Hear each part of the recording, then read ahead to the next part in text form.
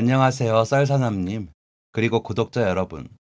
저는 대한민국 이곳저곳을 왔다 갔다 하면서 일을 하고 있는 평범한 40대 남자입니다. 제가 오늘 이곳에 사연을 보내는 이유는 제가 너무 감동을 받은 일이 있어서 많은 분들께 제 이야기를 들려드리면 어떨까 싶어서 보내봅니다. 다른 분들처럼 엄청나게 신기하거나 운명적인 일은 아니지만 10여 년에 걸쳐서 제게 일어났던 이 감동적인 일을 꼭 많은 분들이 알아주셨으면 합니다. 그럼 시작하겠습니다. 국민학교 다닐 때 아버지 사업이 망했습니다. 아주 대폭망해서 업장 문을 닫게 되었고 어마어마한 빚을 지게 되어서 집도 팔고 차도 팔고 집에 있는 가구들도 팔고 부모님들이 입으시던 값비싼 외투나 가방 같은 것도 팔았습니다. 그냥 돈 되는 건 싹 다 팔아버렸습니다. 그리고 저희는 경기도에 있는 15평짜리 빌라로 이사를 가게 되었습니다. 입이 떡 벌어졌습니다. 원래 살던 집은 마당까지 있는 단독주택이었거든요.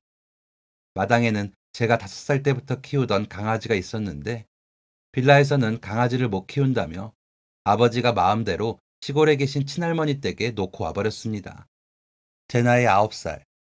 집이 좁아진 것도 서러운데 강아지가 없다는 것은 더욱 서러웠습니다. 이사가고 한동안은 맨날 울기만 했습니다. 그 어릴 적 철도 안 든 것이 뭘 알겠습니까? 아버지 사업이 어떻게 되었고 빚이 얼마고 그런 걸 알 리가 만무했죠. 단순하기 짝이 없던 9살의 저는 단순한 것에 속이 상했습니다.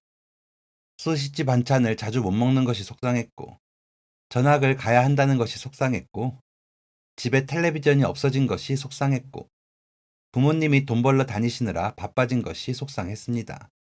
그런다고 해결되는 것도 없는데 저는 매일 떼를 썼고 3살 많은 누나한테 철 좀 들으라며 매일 꿀밤을 맞았습니다. 그렇게 속상한 마음을 가득 안고 저는 새로운 학교를 다니게 되었습니다. 사실 전학 가기 전 학교에는 유치원부터 같이 다닌 친구들이 많이 있었습니다. 그래서 엄청 친하기도 했고 어머니끼리도 친한 친구도 있었고 매일 다른 반 놀러 가면서 노는 게 정말 즐거웠거든요. 그래서 더욱 전학 간다는 게 속상했습니다. 그냥 다 마음에 안 들었어요. 전학 가는 학교에는 친구가 한 명도 없는데 어떡하나. 나는 친구가 없는 사람으로 살아야 하는 건가? 다들 나랑 안 놀아주면 어쩌나? 선생님이 무섭지는 않을까? 화장실이 어딘지 모르는데 어떡하지? 밥도 혼자 먹어야 하나? 9살 인생 최대의 고민과 걱정들이 머릿속을 채웠습니다. 학교는 생각보다 꽤 컸습니다. 학생 수도 많았고요. 그럴수록 왜인지 더욱 위축되는 기분이었습니다. 어머니 손을 꼭 잡고 교무실로 가서 담임 선생님을 만났습니다. 안녕. 네가 지섭이구나. 똘똘하게 생겼네. 나는 2학년 3반 담임 선생님이야. 앞으로 잘 지내보자. 무서울까 걱정했던 담임 선생님도 꽤 좋으신 분 같았습니다. 상담을 마치고 담임 선생님께서는 제가 학교 생활을 할 때 알아둬야 할 것들을 알려주겠다며 어머니와 저와 누나를 안내해 주셨습니다. 모두 하교를 한 뒤라서 학생들은 운동장에만 몇 명 있을 뿐이었습니다. 비어있는 학교를 돌아다니면서 학교 정문과 후문이 어디인지, 저와 누나 교실은 어디인지, 화장실, 양호실, 체육관 등의 위치들도 자세히 알려주셨습니다. 다행히 선생님은 착하시구나 생각하며 집에 돌아왔습니다. 그날 밤 저는 잠에서 5번이나 깨서 일어났습니다. 너무너무 떨리더라고요. 다음 날부터 새로운 학교에서 생활을 해야 하는 것이 너무 어려운 숙제처럼 느껴졌습니다. 다음 날 아침, 너무 떨리는 나머지 밥도 목구멍에 잘 안 들어갔습니다. 그래서 물 3잔을 벌컥벌컥 들이키고 누나와 함께 학교로 갔습니다. 그런데 누나가 있는 5학년과 제가 있는 2학년은 건물이 떨어져 있었습니다. 학교 정문에서 헤어져야 했습니다. 누나한테 교실까지 같이 가달라고 징징댔지만 얄짤 없었죠. 떨리는 마음으로 교실로 향했습니다. 땅만 보고 어기적 들어가서 전날 선생님께서 알려주신 제 자리에 앉았습니다. 그런데 의자가 엉덩이에 닿기도 전에 반 애들이 두어 명 제게 다가왔습니다. 야, 너 누구야? 여기 우리 반인데. 여기 3반인데 너 잘못 온 거 아니야? 덜덜 떨려서 목소리가 안 나왔습니다. 저는 얼버무리다가 그냥 책상에 엎드려 버렸습니다. 저한테 말을 걸었던 애들은 뭐야, 이따 선생님한테 말씀드리자 하고는 가버렸습니다. 안 그래도 속상한 것들 천지인데 등교 첫날부터 속상한 일로 시작이 되다니 너무 서글펐습니다. 조회 시간 종이 울리고 담임 선생님께서 들어오셨습니다. 담임 선생님은 오늘 기쁜 소식이 있다고 하시면서 저를 부르셨습니다. 우리 반에 새 친구가 왔어요. 모두 지섭이랑 친하게 지내고 모르는 게 있으면 친절하게 알려주도록 해요. 반 아이들은 박수를 쳐주었습니다. 저는 너무 긴장되는 마음에 눈을 꼭 감았습니다. 그날은 쉬는 시간마다 친구들이 저를 찾아왔습니다. 어디서 왔냐? 어디 학교에서 왔냐? 형제는 있냐? 집이 어디냐? 축구 잘하냐? 밥 누구랑 먹을 거냐? 이따 미술하는데 준비물은 있냐? 친구들은 제게 호기심을 갖고 질문을 쏟아냈죠. 그런데 저는 너무너무 떨리는 겁니다. 그렇게 많은 관심을 받아본 적도 없었고, 제가 원래 소심한 성격이거든요. 그래서 대답을 적극적으로 해주지 못했는데, 반 친구들은 그런 제가 자기들을 안 좋아한다고 생각했나 봅니다. 친절하지 않고 착하지 않은 친구라고 여겨졌나 봐요. 전학 간 지 3일째 되었을 때, 반 애들 몇 명이 몰려와서 제게 따지듯이 물었습니다. 너는 왜 우리한테 먼저 인사 안 해줘? 맞아. 맨날 내 말도 무시하더라. 왜 대답을 안 해? 저는 너무 소심해서 그런 거였는데 친구들이 불편해 할 줄은 생각도 못했습니다. 그런 상황은 또 처음이었기에 어떻게 오해를 풀어야 하나 고민하던 그때 저를 위기에서 구해준 건 저희 반 반장이었습니다. 반장은 매 수업 시간마다 일어나서 인사를 주도하니까 누구인지 알고 있었습니다. 남자아이였고 참 잘생긴 친구였죠. 목소리도 크고 발표도 잘해서 멋진 친구라고 생각하고 있었습니다. 또 축구도 잘하는지 맨날 반 애들이 반장한테 몰려가서 끝나고 같이 축구하자고 했습니다. 그런 반장이 저를 위기에서 구해주었습니다. 지섭이가 아직 우리가 낯설어서 그런 거일 거야. 그치, 지섭아? 좀 더 친해지면 지섭이도 말 많이 할걸?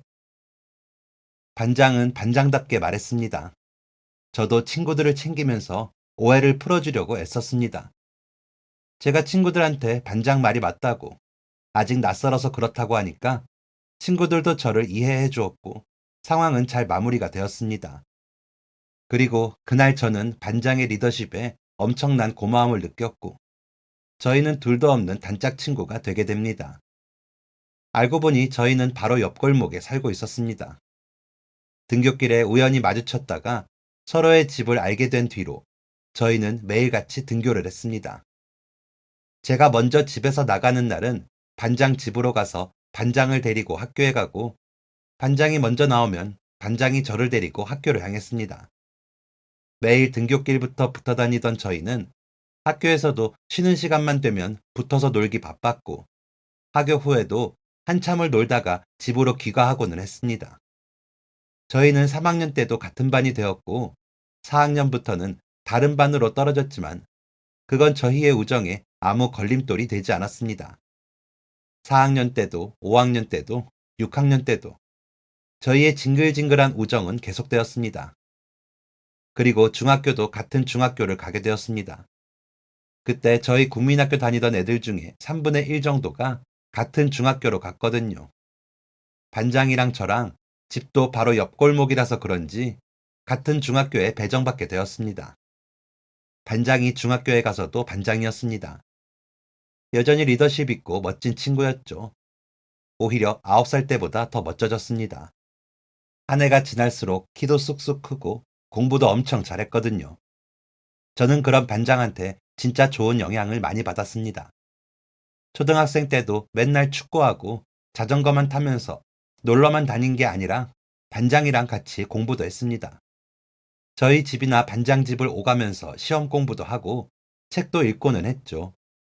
그래서 서로의 부모님도 잘 알고 있었고 반장 어머니와 저희 어머니도 종종 왕래를 하셨습니다. 예상하셨겠지만 저희 어머니께서 반장을 엄청 좋아하셨습니다. 전학 간 학교에 잘 적응할 수 있었던 것도 반장 덕분이었고 제가 놀기만 하지 않고 공부도 꾸준히 할 수 있었던 것도 다 반장 덕이었으니까요. 집안 형편이 어렵고 부모님 두 분 다 일을 하시니까 너무 바빠서 제 공부를 신경 써주지 못하셨는데 반장이 그 몫을 해주니까 부모님께서는 반장을 더욱 애틋하게 생각하셨습니다. 그리고 이건 나중의 이야기인데 제가 고등학생 때 집안 형편이 조금 괜찮아졌거든요. 그때 저희 어머니가 공부하려면 체력도 좋아야 한다면서 보약을 써주셨는데 그때 반장 것까지 해주실 정도로 반장을 생각하셨습니다. 저희의 우정도 고등학생이 되도록 계속되었습니다. 고등학교도 둘이 같이 갔거든요. 일반 고등학교를 갔는데 지망하는 학교를 똑같이 써서 그런지 집에서 멀지 않은 고등학교에 나란히 배정받게 되었습니다. 그런데 제가 고등학교를 딱 들어갔는데 그때 제가 있던 반에 좀 질 나쁜 애들이 있었습니다. 저랑 다른 중학교 출신의 애들이었는데 저도 이름을 알 만큼 유명하다면 유명한 애들이었죠. 말썽도 엄청 부리고 친구들도 괴롭히고 돈도 뺏는다고 유명한 애들이었습니다. 하필 그런 애들이랑 같은 반이 되어서 솔직히 좀 걱정이 되었습니다. 고등학생이 되었어도 제 성격은 여전히 소심하고 조용조용한 애였거든요. 지서봐, 혹시라도 쟤네들이 괴롭히면 바로 말해. 나랑 같이 선생님이랑 부모님한테 말씀드리자. 내가 꼭 도와줄게. 응, 알겠어. 제가 걱정하는 것을 눈치챘는지 반장은 쉬는 시간마다 제 반에 와서 저와 시간을 보내주었습니다. 하지만 시험 기간이 다가오면서 반장도 저도 시험 공부를 하느라 바빠지게 되었죠. 그런데 그놈들이 저를 벼르고 있었나 봅니다. 점심시간에 급식실에서 반장이랑 같이 밥 먹고 각자 반으로 헤어졌는데 반에 그놈들이 있더라고요. 급식을 안 먹은 건지 뭔지 딱 그놈들만 있었습니다. 저는 아무렇지 않은 척 자리에 앉아서 공부를 시작했지만 그놈들이 가만둘 리 없었습니다. 그날부터 저는 은근슬쩍 괴롭힘을 당하기 시작했습니다. 무슨 공부를 하냐며 와서는 실수인 척 제 노트를 찍고 잠깐 빌리는 거라면서 제 체육복을 가져가 버리고 금방 준다면서 돈까지 가져갔습니다. 처음에는 반장한테 말할까 고민도 해봤습니다. 그런데 이런 문제 하나도 혼자 해결할 수 없는 제 자신이 바보 같고 부끄럽게 느껴져서 말하지 않았습니다. 그리고 부모님이 아시면 속상해 하실 것 같았거든요. 그래서 미련하게 참고 또 참고 1학기가 다 가도록 참기만 했습니다. 여름방학이 시작되었고 드디어 괴롭힘에서 해방될 수 있겠다고 생각했는데 그놈들이 제가 반항도 못하고 매일 당하기만 하니까 제대로 된 호구라고 생각했나 봅니다. 급기야 제가 다니는 학원까지 쫓아와서 저를 괴롭히기 시작했고 결국 저와 같은 학원에 다니는 반장이 이 사실을 알아차렸습니다. 언제부터 그랬어? 왜 나한테 말을 안 했어? 어쩐지 뭔가 이상하다 했다. 얼른 부모님한테 말씀드려. 아니면 내가 말씀드릴 거니까. 이제는 더 이상 방법이 없었습니다. 맞서 싸울 수 있는 용기가 없는 한 말씀을 드려야 했습니다. 걔네들 때문에 빼앗긴 돈도 합쳐보니 꽤 큰 돈이었고 마음고생을 해서인지 성적도 떨어졌거든요. 언제 말씀을 드려야 하나 주저하고 있던 중 또 한 번 그놈들이 저희 학원에 찾아왔고 저는 골목길로 불려갔습니다. 새 놈이 저를 둘러싸서 돈을 빼앗고 있던 찰나였습니다. 야, 이놈의 새끼들아!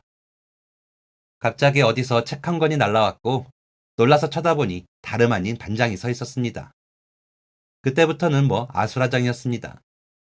반장이 달려왔고 새놈도 동시에 달려들었고 저도 말리려고 뛰어들고 5명이 엉켜붙어서 여기 때리고 저기 때리고 아주 엉망진창이었죠. 얼마나 싸웠는지 모르겠습니다. 한참을 엉켜있다가 누군가가 소리를 지르며 저희를 갈라놓았고 그 사람들은 경찰이었습니다.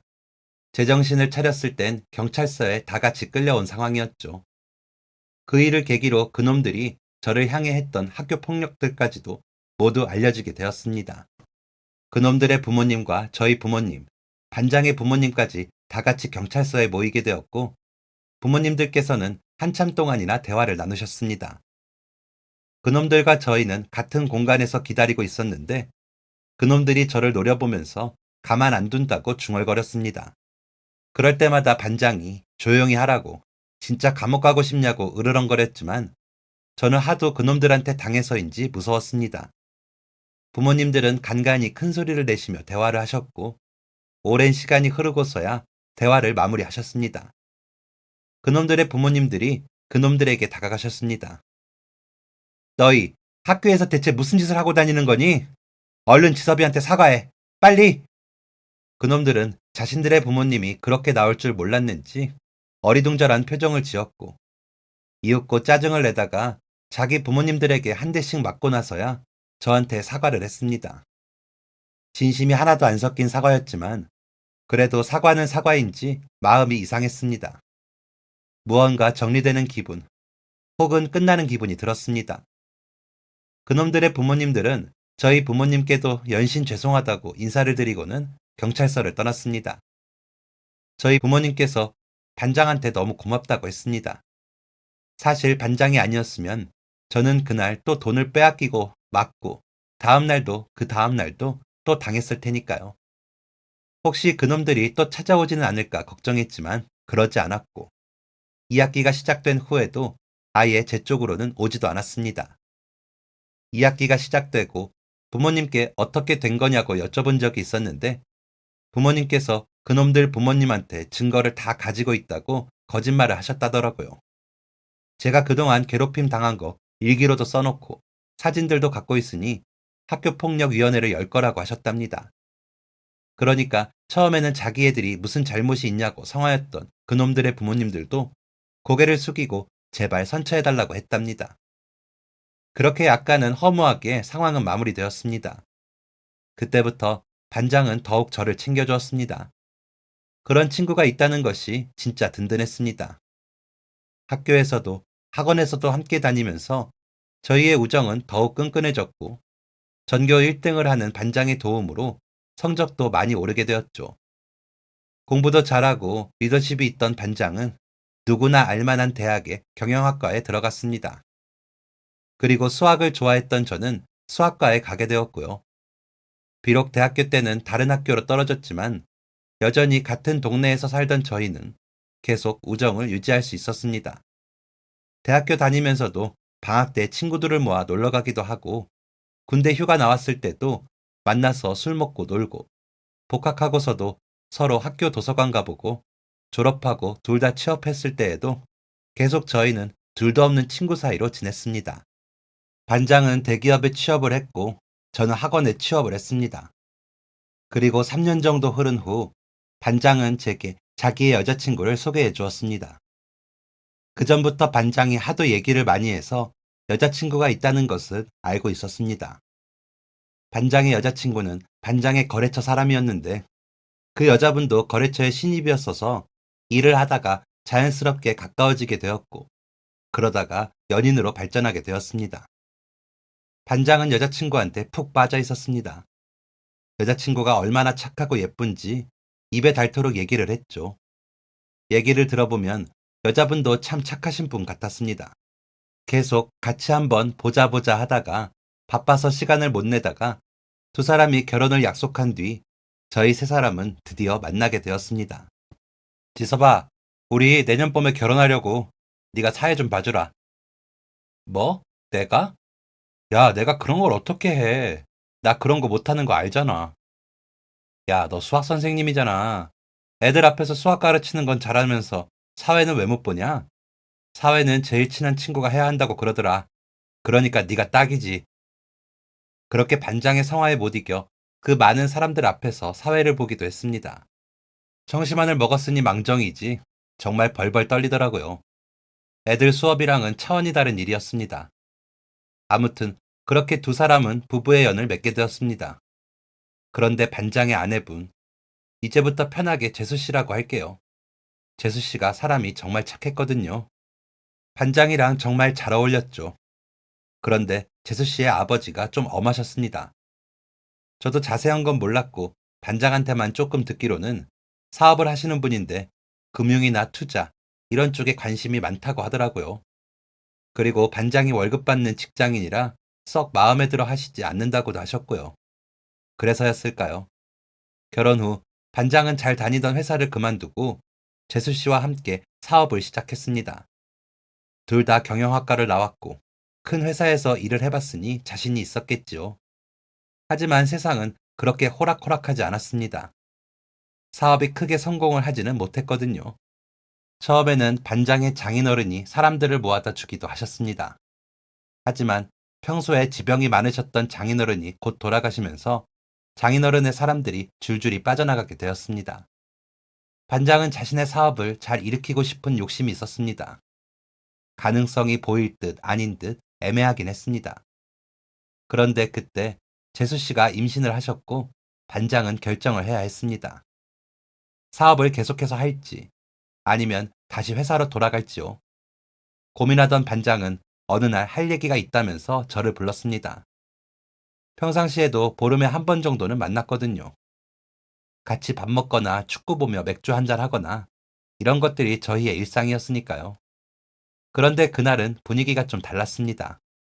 원래 말이 참 많은 친구인데 그날따라 말도 거의 안 하고 이상하게 눈치를 보는 것 같기도 하고 물만 벌컥벌컥 들이켰죠. 너 무슨 일 있냐? 왜 그래? 꼭 돈 빌리러 온 사람처럼. 저는 분위기를 좀 풀어보려고 농담을 한 거였는데 반장이 움찔하더라고요. 반장은 정말 제 농담처럼 돈을 빌리러 온 모양이었습니다. 뭐야, 진짜야? 지서봐, 나 진짜 이번이 마지막 기회라고 생각한다. 장인어른도 돌아가시고 이제 아빠도 될 거고 나 진짜 이 사업 잘 일으켜보고 싶어. 그런데 내가 지금 가진 게 정말 하나도 없다. 혹시 너 여유되면 나 돈 좀 빌려줄 수 있겠냐? 내가 이자까지 쳐서 2년 안에 꼭 갚을게. 무슨 짓을 해서라도 네 돈은 꼭 갚을게. 솔직히 고민이 많이 되었습니다. 부모님께서 그러셨습니다.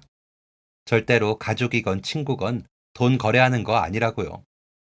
제가 고등학생 때 나쁜 놈들한테 그런 일을 당한 뒤로 더 누누이 말씀하셨죠. 그런데 다른 사람도 아니고 반장이잖아요. 너무나도 소중한 둘도 없는 제 친구 반장이요. 가족보다 더 가족 같은 그 친구에게 저는 도움을 주고 싶었습니다. 밤새 고민을 하던 저는 아침까지 한숨 못 자고 결정을 내렸고 해가 뜨던 그 시간 반장에게 문자를 보냈습니다. 계좌번호 알려줘. 저는 반장에게 5천만 원이라는 돈을 빌려줬습니다. 누군가한테는 아무것도 아닌 돈일 수도 있지만 저한테는 큰 돈이었습니다. 사실 그때 반장한테도 말 안 했는데 제가 그 무렵에 여자친구와 결혼을 약속하게 되었거든요. 그맘때 둘 다 바쁘기도 했고 타이밍을 놓쳐서 반장한테 얘기를 못하고 있었는데 양쪽 부모님께 다 인사드리고 웨딩 플래너까지 알아본 상태였습니다. 그러니까 반장한테 빌려주었던 그 5천만 원은 제 결혼 자금이었던 거죠. 그래서 처음에 반장한테 돈 빌려주는 거 고민할 때 여자친구랑도 상의했습니다. 제가 벌어서 모은 돈이기는 했지만 함께 해야 하는 결혼에 쓸 돈이었으니까 상의하는 게 맞는 것 같더라고요. 반장한테 돈을 빌려주고 신용대출을 받아서 결혼 자금을 메우려고 한다고 하니까 여자친구는 쿨하게 그렇게 하라고 했습니다. 여자친구도 반장을 몇 번 봤었는데 못 믿어온 친구도 아니고 제가 오죽했으면 그랬겠냐고 그렇게 하라고 하더라고요. 그러면서 신혼부부 대출이 더 금리가 싸지 않겠냐며 알아보자고 하는 고마운 말까지 해주었습니다. 아무튼 그렇게 반장에게 돈을 빌려주었고 반장은 꼭 갚겠다는 약속을 하며 사업을 꼭 성공시키겠다고 했습니다. 그리고 일주일 후 저희는 다시 만났습니다. 반장은 제가 빌려준 돈으로 마케팅을 좀 더 적극적으로 하게 되었고 전문직 사람도 고용해서 서비스를 개선하고 있다고 했습니다. 사실 제가 빌려준 돈을 어디에 쓰던지 상관없었습니다. 반장이 어련히 알아서 잘 하겠거니 하는 믿음이 있었죠. 그런데 반장이 조금 신이 나 보여서 기분이 좋았습니다.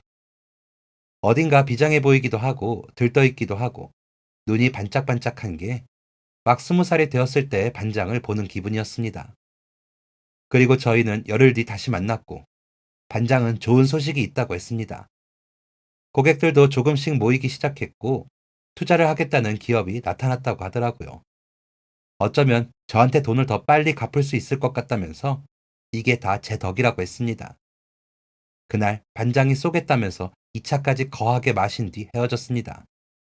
그리고 일주일이 채 흐르지 않은 어느 날이었습니다. 학원에서 수업 준비를 하고 있는데 재수 씨한테 전화가 왔습니다. 네, 재수 씨, 웬일이세요? 지섭 씨, 우리 그이가, 우리, 우리 그이 어떡해요? 다급하게 들리는 재수 씨의 목소리에 뭔가 잘못되었음을 느꼈습니다. 재수 씨가 문자로 주소를 보내주었습니다. 병원이었습니다. 저는 황급하게 병원으로 달려갔고 그곳에서 마주한 반장의 모습은 엉망이었습니다. 미팅을 나가던 길, 오토바이와 사고가 났다고 했습니다. 신호를 무시하고 달리는 오토바이를 피하려다가 전봇대를 박았다던 반장의 온몸은 피로 얼룩져 있었습니다. 반장은 의식이 없었고 반장 곁엔 의사도 간호사도 없었습니다. 네, 반장은 제가 병원에 도착하기 직전에 숨을 거뒀습니다. 이런, 눈앞에 두고도 믿을 수 없는 이런 끔찍한 상황에 저는 그저 멍했습니다. 현실을 부정하려는 제 마음과 다르게 장례식이 시작되었고 저는 그곳에서 상주 아닌 상주 노릇을 했습니다. 제수 씨는 부른 배를 부둥켜 안고 계속 울기만 했습니다. 이러다가 뭔 일 나겠다 싶어 제가 자리를 지킬 테니 제수 씨는 가서 좀 쉬라고 했습니다. 반장의 부모님께서도 충격을 많이 받으셨습니다. 반장의 아버지는 평생 술은 입에도 대지 않으시던 분인데 아들의 장례식에서는 소용없었습니다. 반장의 어머니는 우시다가 재수 씨를 챙기다가를 반복하셨습니다. 반장의 마지막 모습을 보러 온 사람들은 정말 많았습니다. 모두 반장의 죽음이 믿기지 않는 눈치였습니다. 그렇다고 달라지는 것은 없었습니다.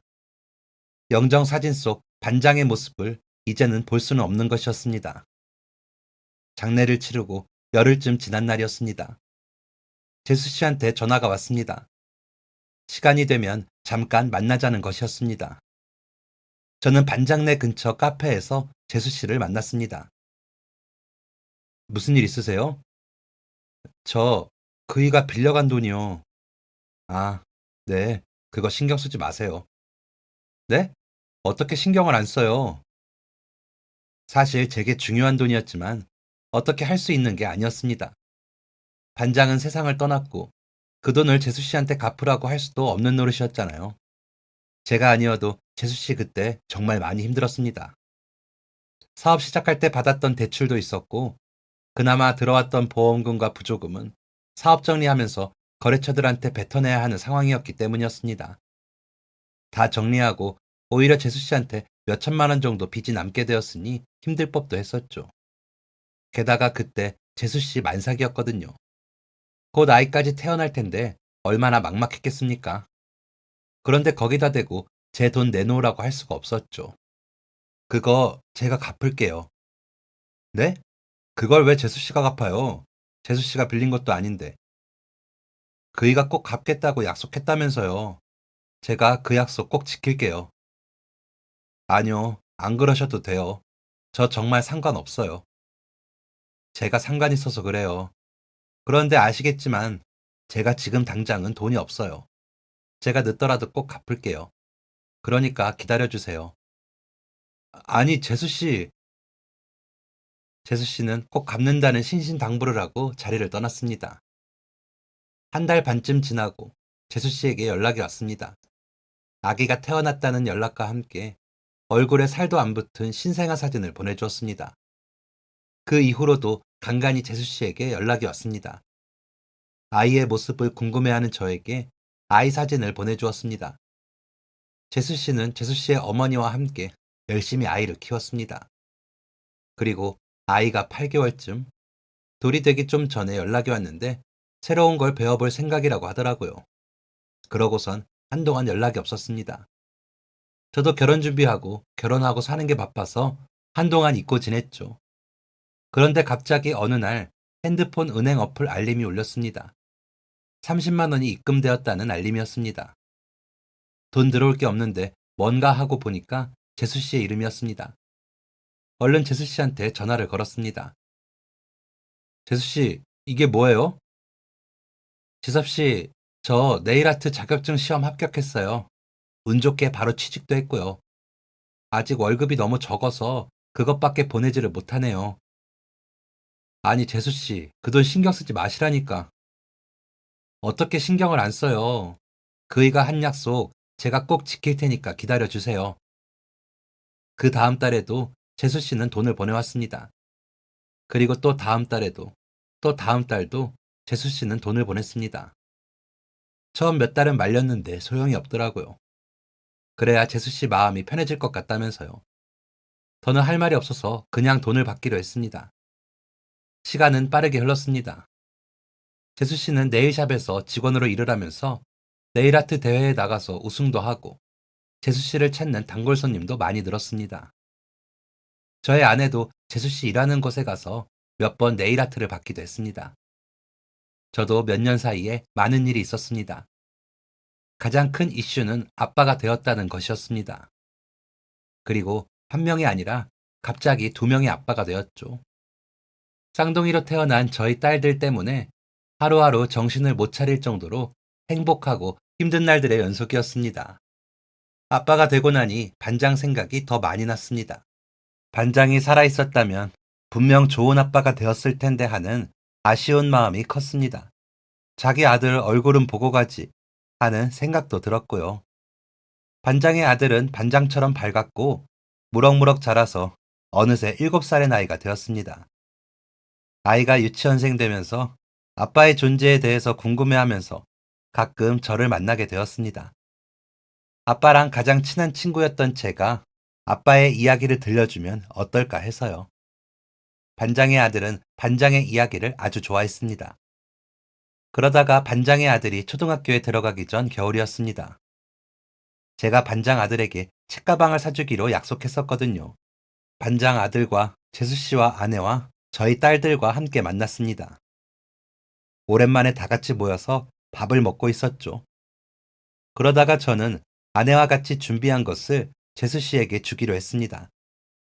저희가 준비한 것은 돈이었습니다. 하지만 그건 그냥 돈이 아니었죠. 약 6년이라는 시간 동안 재수 씨가 제게 주었던 돈이었습니다. 사실 그 돈을 받으면서도 마음이 불편했고 도저히 쓸 수가 없었습니다. 아내는 원래 제 돈이었던 거니까 그냥 쓰라고 했지만 제 돈처럼 여겨지지가 않더라고요. 보다 못한 아내가 그럼 그 돈 모으자고 했습니다. 모아서 다시 재수 씨한테 주자고요. 너무 좋은 생각이었습니다. 저희야 저랑 아내가 둘이 버니까 그런대로 먹고 살만하고 저축도 조금씩 하기도 하고 크게 문제될 것이 없었으니까요. 하지만 재수 씨의 상황은 다르잖아요. 그래서 저희는 아들 가방 사준다는 핑계를 대고 그동안 재수 씨가 저한테 줬던 2천만 원이 조금 넘는 돈을 돌려주기로 한 것이었습니다. 자, 여기 삼촌이 약속한 책가방. 멋지지? 그 가방 들고 다니면서 공부 열심히 해라. 우와, 감사합니다, 삼촌. 그리고 이건 재수 씨 거예요. 이게 뭐예요? 제가 내민 돈 봉투를 열어본 재수 씨는 깜짝 놀랐습니다. 그동안 재수 씨가 저한테 주셨던 돈이에요. 저 도저히 그 돈은 못 쓰겠더라고요. 반장이 저한테 빌린 거니까 반장 부조금이라고 할게요. 그러니까 더는 돈 갚지 마시고 그 돈은 재수 씨를 위해서 쓰세요. 아니, 이걸 왜 돌려주세요? 재수 씨, 반장도 이런 상황을 원하지 않았을 거예요. 그 돈은 제가 나중에 하늘 가면 반장한테 배로 돌려받을게요. 그러니까 재수 씨 마음의 짐도 이제 덜으세요. 재수 씨는 눈물을 뚝뚝 흘렸습니다. 감사하다는 인사를 몇 번이고 했습니다. 그날 저희는 행복하게 식사를 마칠 수 있었습니다. 그리고 한 달쯤 지난 후 재수 씨가 아내에게 연락을 했습니다. 네일샵을 오픈했으니 놀러 오라는 연락이었습니다. 계속 샵 직원으로 일했던 재수 씨가 제가 돌려준 돈으로 재수 씨만의 샵을 오픈한 것이었습니다. 아내가 선물 들고 놀러 갔다 왔는데 샵도 깔끔하니 예쁘고 근처에 아파트 단지가 몰려 있는 곳이라 그런지 장사도 잘 되는 것 같다고 하더라고요. 그 이후로도 재수 씨는 손님도 많이 받고 창업자들을 위해서 네일아트 수업까지 열면서 훨씬 행복해 보였습니다. 너무 다행이라고 생각했고 앞으로 재수 씨가 계속 아들과 함께 행복하게 지내기를 마음속 깊은 곳에서 응원을 했습니다. 그로부터 또 몇 년이 흘렀습니다. 그동안 많은 일이 있었습니다. 제수 씨는 네일샵이 너무 잘 되어서 3호점까지 열게 되었습니다. 그리고 속눈썹 파마하는 그런 가게도 크게 오픈해서 아주 잘 되고 있었죠. 그리고 저는 학원을 차리게 되었습니다. 학생을 가르치는데 제가 욕심이 있더라고요. 그래서 대출을 받아서 학군 좋은 동네에 수학 전문 학원을 차리게 되었습니다. 막 오픈 준비를 앞두고 있을 때였죠. 그런데 그때가 겨울이었는데 제가 감기에 걸렸었습니다. 심한 목감기였습니다. 무리하면 안 되는 걸 알고 있었지만 오픈 준비로 선생님들 구하고 홍보 알아보고 하느라 도저히 쉴 수가 없었습니다. 그러는 동안에도 이미 월세는 계속 나가고 있었으니까요. 그런데 무리를 하던 저는 결국 퇴근하는 길에 갑자기 다리에 힘이 풀리면서 눈앞이 흐려졌고 그대로 길거리에 쓰러지게 되었습니다. 정신을 차려보니까 저는 병원에 누워 있었습니다.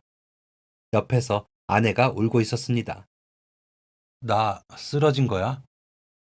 당신 너무 무리했어. 과로래. 그날 링거 맞고 퇴원을 했는데 그날 이후로 계속 두통이 가시질 않더라고요. 심할 때는 속이 울렁거려서 토까지 했고요. 이거 무슨 문제가 있구나 싶어서 병원으로 향했습니다. CT를 찍어보니 뇌출혈이라고 합니다. 아마 제가 그날 넘어지면서 바닥에 머리를 박은 것 같다고 하시더라고요. 수술까지 해야 한다는 말을 들으니 막막해졌습니다. 달리 방도가 없었습니다. 학원 오픈 준비를 중단하고 입원을 했습니다. 수술을 앞두고 머리를 빡빡 밀었습니다. 머리를 열어서 수술을 해야 한다고 하더라고요. 수술 안내서를 읽는데 후유증과 합병증에 대한 설명을 보고 또 봤습니다. 단순한 수술도 아닌 머리를 여는 수술이라니 진짜 갑자기 왜 이렇게 된 건지 억울하고 너무 무서웠습니다. 그때 막 초등학생이 된 저희 쌍둥이들이 병원에 와서 머리를 모두 밀어버린 채 모습을 보고 펑펑 울다가 가고는 했습니다. 드디어 수술 당일이 되었고 못 깨어나면 어쩌나 수술이 잘 안 되면 어쩌나 걱정이 되어서 벌벌 떨었습니다. 눈을 못 뜰 정도로 눈물을 흘리는 아내를 뒤로하고 수술실로 들어갔고 너무 추운 수술실의 기억을 끝으로 저는 잠들었습니다. 그때 무슨 꿈을 꾼 것 같았습니다. 자세히 기억은 안 나지만 중학교 다닐 때 즐거웠던 기억을 꿈으로 꾼 것 같아요. 꿈에서 깨니 저는 중환자실에 있었고 눈 뜨자마자 한 생각은 살았구나였습니다. 중환자실에 이틀 있다가 일반 병실로 올라가게 되었습니다. 의사 선생님께서 수술은 아주 잘 되었고 젊어서 회복도 빨리 될 거라고 너무 걱정하지 말라고 하셨습니다. 사실 살아있다는 것만으로도 더할 나위 없이 감사한 일이었는데 그렇게 마음이 편하진 않았습니다. 생계가 걱정이 많이 되더라고요. 적어도 보름에서 한 달은 입원해 있어야 할 거고 퇴원한다고 해서 바로 일을 할 수 있을지 없을지 확실치도 않은 상황이었으니까요. 이런저런 생각들로 병원 생활을 하고 있는 어느 날 뜻밖의 손님이 저를 찾아왔습니다. 바로 재수 씨였습니다. 재수 씨, 여긴 어떻게 오셨어요? 바쁘실 텐데. 그래도 와봐야죠. 큰 수술 하셨는데. 몸은 좀 괜찮으세요? 네, 거의 다 회복했어요. 정말 다행이네요. 정말 고생하셨어요. 더 일찍 찾아뵈었어야 했는데 너무 늦었네요. 아니에요. 바쁘신 거 다 아는데요, 뭐. 저 지금 이런 게 위로가 될지는 모르겠지만 이거 받으세요. 이게 뭔가요? 재수 씨는 음료수 박스와 함께 흰 봉투를 내밀었습니다. 봉투를 열어본 저는 깜짝 놀랄 수밖에 없었습니다. 그 안에는 돈이 들어 있었습니다. 그것도 1,000만 원짜리 수표 10장이라는 엄청나게 큰 돈이 들어 있었습니다. 이게, 이게 무슨 돈이에요? 갑자기 왜? 제가 지섭 씨 덕을 많이 봤어요. 그이한테 돈 빌려줬던 것도 그렇고 저한테도 마찬가지고요. 정말 지섭 씨 덕에 이만큼 살아요. 그때 저한테 돈 주지 않으셨다면 저는 아직도 월급 받으면서 살고 있었을 거예요. 지섭 씨 덕분에 가게도 열고 수업도 하면서 살아요. 정말 고마워요. 언젠가 한 번은 꼭 갚아야지 생각하고 있었는데 그게 지금인 것 같네요. 증여세는 제가 따로 낼게요. 재수 씨, 정말 감사합니다. 참, 저 속도 없죠. 이 상황이 그저 감사하기만 하네요. 정말, 정말 감사합니다. 진짜 속물 같아 보일 수도 있겠지만 그날 제수 씨의 도움이 그저 감사했습니다. 내가 좀 쉬어도 우리 애들 굶기지는 않겠구나. 생활비 때문에 아내가 스트레스 받지 않겠구나 하는 생각에 마음이 편해진 게 사실이었습니다. 그렇게 제수 씨는 제가 인생의 고비가 왔을 때 큰 도움을 주게 되었습니다. 그리고 지금 그로부터 벌써 1년이 지났습니다. 저는 수술 후 꼬박 석 달을 쉬게 되었고 충분한 휴식을 취한 후 다시 학원 오픈 준비에 매진했습니다. 그리고 이듬해 봄 성공적으로 학원문을 열 수 있었죠. 합병증과 후유증 없이 너무 건강하게 잘 지내고 있는 상태이고요. 정기적으로 의사 선생님 만나서 상태 확인도 하고 있습니다. 아내도 딸들도 모두 건강하니 그저 감사한 하루하루들을 보내고 있는 중입니다. 그리고 재수 씨는 여전히 참 열심히 살고 있습니다. 재수 씨와 반장의 아들은 어느덧 초등학교 고학년이 되어서 사춘기를 겪고 있는 요즘입니다. 커갈수록 겉모습이나 하는 행동들이 반장이랑 점점 닮아가는데 나중에 반장만큼이나 훌륭한 어른이 되지 않을까 짐작하고 있습니다. 저의 오랜 벗, 세상에 둘도 없었던 저의 특별한 친구는 지금 이 세상에 없습니다. 다시 돌아올 수 없는 먼 곳으로 떠나버려서 그 친구가 보고 싶을 땐 하염없이 사진만 들여다볼 수밖에 없습니다. 하지만 이 세상에는 그 친구가 사랑했던 아내도 남아있고 그 친구를 똑 닮은 아들도 있습니다. 그리고 저와 그 친구가 함께했던 수많은 시간들은 언젠가 제 가슴 속에 남아있을 겁니다. 하루에도 몇 번씩 보고 싶은 내 친구. 지금 제 바람이 하나 있다면 다음 생에도 꼭 그 친구와 둘도 없는 친구가 되는 것. 그것뿐입니다. 지금까지 사연 들어주셔서 감사합니다. 사연이 재밌으셨다면 구독과 좋아요를 눌러주세요. 감사합니다. 안녕히 계세요.